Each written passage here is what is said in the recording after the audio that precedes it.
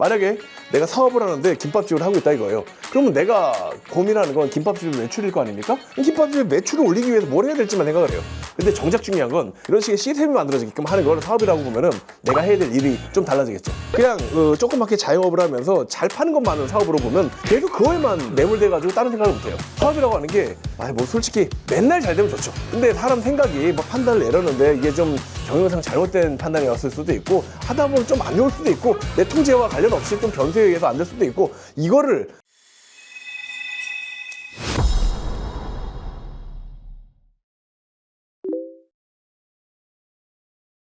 저 그 생각이 들어요. 뭔가 해내는 거잖아요, 내 뜻을. 그러다 보니까 당연히 내 의도가 행동으로 옮겨지고 안 되면 또 고쳐가지고 하고 묵직하게 밀어붙이는 능력, 실천력 당연히 있어야겠죠. 생각만 막 하고 나서 안 움직이면 안 되잖아요.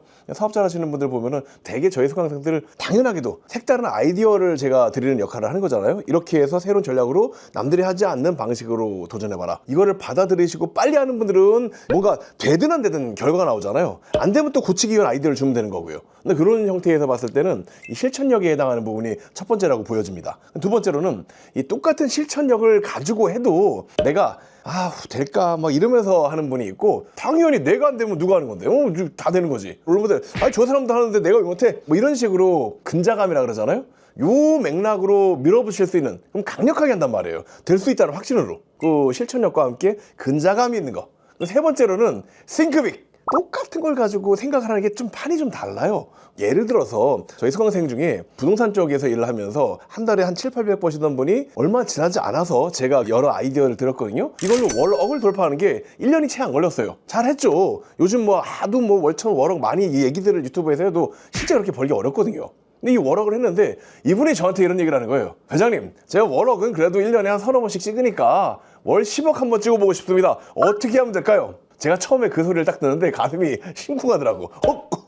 월 10억? 야, 역시 굿즈가 커, 사람이. 월억에 내 딱이 그 그릇이 이만한데 월 10억 하려고 그러면 이렇게 해야 됩니다. 아무리 얘기해봐야 필요 없거든요. 내시당초가 본인이 커. 나는 월 10억 넘어서 100억, 200억은 1000억 할 사람이고 그러면 목표가 또 대통령이에요. 도널드 트럼프를 보면서 부동산 쪽에서 일하시는 분도 대통령 할 수 있구나. 뭐 이런 생각을 하면서 싱크빅. 뭔가 앞으로 내가 해나가야 될 일들 있잖아요. 이런 것들에 대해서 상한선이 없습니다. 내가 못할 게 뭐 있어? 아주 크게 바라보는 겁니다. 참기에 100번 굴리는 것보다 수박 한 번 굴리는 게 크다고 하는 것처럼 애초에 좀 크게 생각하니까 굵직굵직하게 크게 프로젝트를 할 수 있고 새롭게 뭔가 계획과 실천할 수 있는 그게 되는 것 같아요. 그래서 실천력, 근자감, 싱크빅 요 세 가지를 공통점으로 들어보고 싶어요. 싱크빅이라고 하는 게 큰 것도 있는데 우리 안중근 의사님 표현으로 인무원려 난성대업. 사람이 멀리 보며 생각하지 않으면 큰일을 이룰 수 없다. 그냥 그 빅은 빅인데 너무 눈앞에 있는 빅. 단기적인 수익에만 초점을 맞추게 되면은 이게 그럴 수밖에 없잖아요. 그럼 눈앞에 있는 것만 계속 따라가다 보면 이게 어디로 가는지를 몰라요. 멀리 가려고 그러면 우리가 막 뛰려고 그래도 발밑을 보고 뛰는 경우는 없거든요. 어딜 갈지에 대한 걸 보면서 그냥 요건 건너가는 밤길에 가더라도 후라시를 내 발밑에 비추는 거 아니잖아요. 너무 단기적인 성과에만 초점을 맞추다 보니까 이게 안 되면 그냥 확 꺾이는 거예요. 그러면서 막 힘이 들고 그 스스로 갈등이 있을 거 아닙니까? 좀 멀리 본다. 크게 보는 것도 보는 건데 좀 멀리 봤으면 좋겠고 그러다 보면은 이게 장기적 관점에서 보게 되면 스스로가 맞는 방향인 건 알아요. 우리가 그 투자를 하더라도 당장 이번 달에 단타 쳐가지고 막 이것만 생각하면 떨어지면 힘들잖아요. 어차피 올라갈 거다라고 하는 내 나름의 근거와 논리가 있으면 버텨낼 수 있는 이게 생기잖아요. 사업이라고 하는 게 솔직히 맨날 잘 되면 좋죠. 근데 사람 생각이 판단을 내렸는데 이게 좀 경영상 잘못된 판단이었을 수도 있고 하다 보면 좀 안 좋을 수도 있고 내 통제와 관련 없이 좀 변수에 의해서 안 될 수도 있고 이거를 큰 그림 장기적인 시야에서 끌어가야 되는데 이때 되게 이제 놔버립니다. 그러면 안 되는 거 아니겠어요? 그것처럼 좀 멀리 봤으면 좋겠다. 그래서 일희일비하지 않는 쭈근한 나의 펀더멘탈을 갖추었으면 좋겠다라는 생각이 들어요. 그런 것 같습니다. 장기적인 안목을 갖고 있는 상태에 크게 보고 실천력이 있다라고 한다면은 이제는 왜 그런 것 같아요. 저희 영업 전문가 과정 수강하시는 대표님들도 보면은 내 인생의 최고 신기록들이 몇 달 되지 않아서도 내 소득으로 빵빵 터지고 나오는 이유를 보면은 그냥 나오는 게 아니거든요. 하루 왼종일 진짜 할 거 더 너무 많아요. 숙제부터 이것저것 과 활동과 배워야 될 거 예습 복습, 뭐 실습 실천, 그에 대한 피드백들, 뭐 서로 간에 또 일과 공유, 이게 정말 숨이 막힐 정도로 서너 달 그렇게 헉헉거리면서 가는데, 이런 것들을 거쳤기 때문에 과거에 내가 한 번도 하지 않았었던 뭔가를 했기 때문에 내가 그만큼 발전되는 거 아닐까요? 이런 것처럼 이 세상에 공짜가 없다라고 하는 걸 아는 겁니다. 이 공짜라고 하는 건 꼭 뭐 돈을 들여라라고 하는 것보다는 뭐 돈도 포함되겠죠. 시간, 노력, 비용, 나의 어떤 감정, 소모, 이런 것들, 모든 것들을 투자해 나가면서 내가 변화하는 거에 동의하는 사람, 이런 마음을 갖고 있지 않다면 사람이 변하지 않는다. 되게 실패할 확률이 적다라고 하는 것은 내가 부족하다라는 걸 알고 이 부족함을 메꾸기 위해 다양한 형태의 투자를 한다라고 보면 될 것 같아요.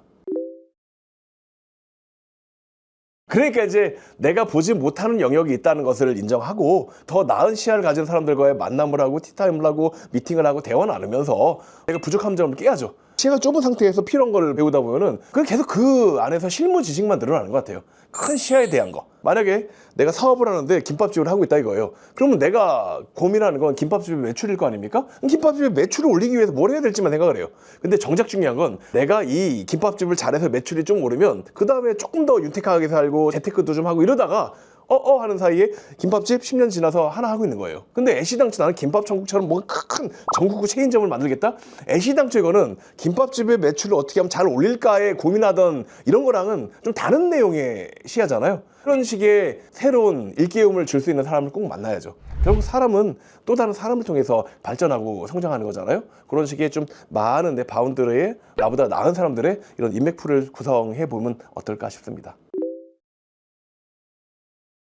방금 김밥 천국 예시를 들면서도 말씀드렸지만, 일단 우리 김밥이 목이 좋아서 잘 된다, 뭐 그러면은 김밥은 뭐 큰 건 아니고 그 동네가 유동인구가 많다는 거잖아요. 아니면 뭐 지금 오피스 이런 상권에 뭐 배달이 많거나, 그러면은 그것에 걸맞게끔 이 자리를 노리고 있는 또 다른 사람들이 있겠죠. 다른 말로 경쟁력이 나한테 있는 게 아니고 외부의 조건에 있다 보니까 이거는 따라할 수 있는 이런 뭐 경쟁에 대한 강도가 세지고, 따라했었을 때 내가 좀 커버할 수 있는 이게 좀 떨어지죠. 아이템 자체가 조금 더 뭔가 특별하면, 이 그 제주도 보면 김밥이 오능정 김밥이었나? 그걸 제가 제주도 가면서 한번 먹어봤던 김밥이 있는데, 줄 서서 먹는 김밥이 이 줄이 차원이 달라요. 9시인가 10시인가에 오픈을 하는데 그때 전화 주문하잖아요. 조금 늦게 했더니 오후 4시에 오래요. 진짜 너무 놀라가지고, 어찌 보면은 이게 단순한 똑같은 김밥인데 뭐 단지 뭐 조금 알려졌다거나 목이 좋다거나 이런 문제가 아니잖아요. 아이템에 특별한 뭔가 있다, 이런 것처럼 다른 이 아이템의 차별성이 있고 손님들이 나를 찾아야 할 이유가 명확할 때 그 외의 변수들, 뭐 이게 조금 내 못해도 목이 좀 뭐 안 좋아도 배달이나 어떤 혹은 찾아올 것이고, 조금 단가가 더 나가도 인정을 할 것이고, 이렇게 되잖아요. 근본적으로 내가 다른 걸 마케팅이나 노출을 건드리기에 앞서서 이 아이템 자체가 먼저 새롭고 좀 더 나을 만한 이 거리가 뭔가, 요거가 강화되어야 되겠죠. 그 아이템. 두 번째로는 사업이라고 하는 게 결국 뭘 파는 거란 말이에요. 온라인 상에서 미팅을 해서 아니면 뭐 이런 가게에서. 근데 파는 게 아니라 팔게 하는 거다라고 생각해 보면 어떨까요?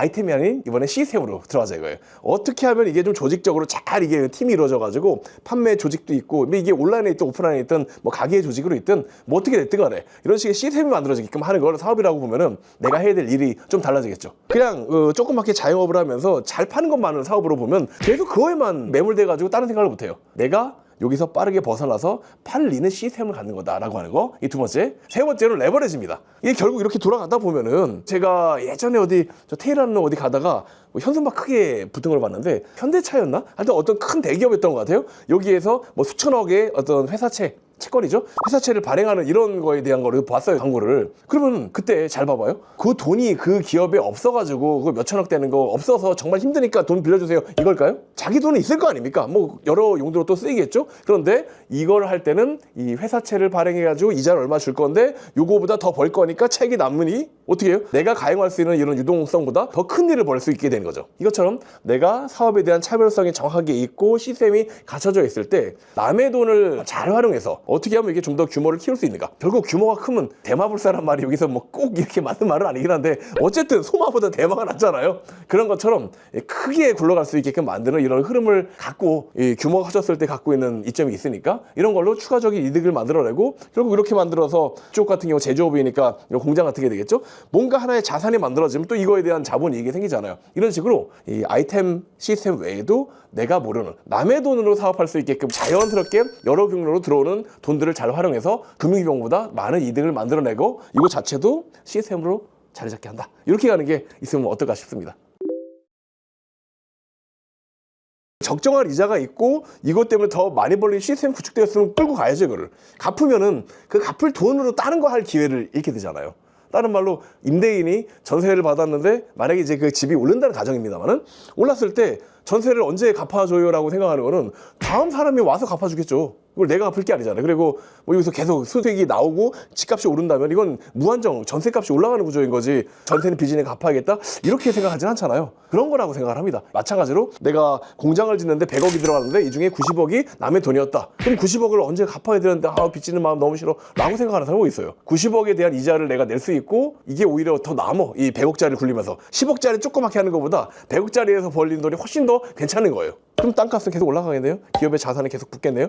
갖고 있어야죠, 계속. 그리고 갚을 돈이 있다면 그걸로 뭐 한 10억이 생겨서 갚아서 90억의 빚을 80억으로 줄이겠다. 줄여봐야 10억이 이자만큼만 줄게 되는 거잖아요. 한 달의 흐름으로 보면. 근데 이거를 10억으로 방금처럼 또 100억짜리 만들면 이게 훨씬 낫지 않을까요? 단 제대로 된 아이템과 할 있는 시스템이 있을 때 얘기입니다. 그거 안 되는데 막 그러면 이거 그냥 역전세를 하는 거예요, 이거는. 아시겠죠? 일단 열려 있어야 될 것 같아요. 장점이기도 하고 단점이기도 해요. 이게 좀 폐쇄적이고 내가 낸다는 건 뭐 뚝심이 있으니까 뭔가 하나를 밀어붙일 수도 있겠죠. 그런데 잘 생각해 보면은 사업하시는 분 따로 있고 또 옆에서 훈수 두르는 사람이 남의 판에 훈수 두면 잘 보이잖아요. 내 거면 그게 매몰돼 가지고 잘 안 보인다 이거예요. 그런 것들에 대해서 귀를 한번 안 하더라도 귀는 열어놓을 수 있잖아요. 오픈마인드로. 그리고 진짜 앞뒤 잘 따져보고 맞으면 굳이 안 할 이유는 없잖아요. 그런 것처럼 내가 정확하게 잘 판단을 해가지고 이걸 열어놓고 나서 오픈마인드로 좀 수용을 좀 해보면서 제대로 앞뒤 따져볼 수 있는 그런 열린 마음이 있으면 어떨까라고 하는 게 하나가 있고요. 두 번째로는 낙천적이었으면 좋겠어요. 이게 맨날 잘 되겠지 뭐 선불 감사해 감사하면 좋은 일이라 이런 낙천적 말고 어찌되었든 내가 이렇게 잘 새로운 도전을 해가지고 이게 잘 풀리면 이런 좋은 점들이 있겠다라고 하는 걸 암울하게 생각하면서 맨날 힘들다고 뭐 지금 현재 뭐 안 풀리는 거에만 집중할 이유는 없잖아요. 객관적으로 그런 것들은 바라보되 일을 잘 풀어내기 위한 새로운 시도들에 대해서 낙천적으로 바라보면 내 멘탈을 유지하는 거 이런 것 정도는 내가 힘들어도 역경을 이겨낼 수 있는 마인드가 될 것이고 뭐 잘 될 때는 더욱더 날개를 달 수 있게끔 사람들에게 긍정적인 기운을 줄 수 있는 그런 게 되잖아요. 그래서 낙천적인 성격으로 힘듦에 굴하지 않는 거 이런 것들이 있으면 좋을 것 같습니다.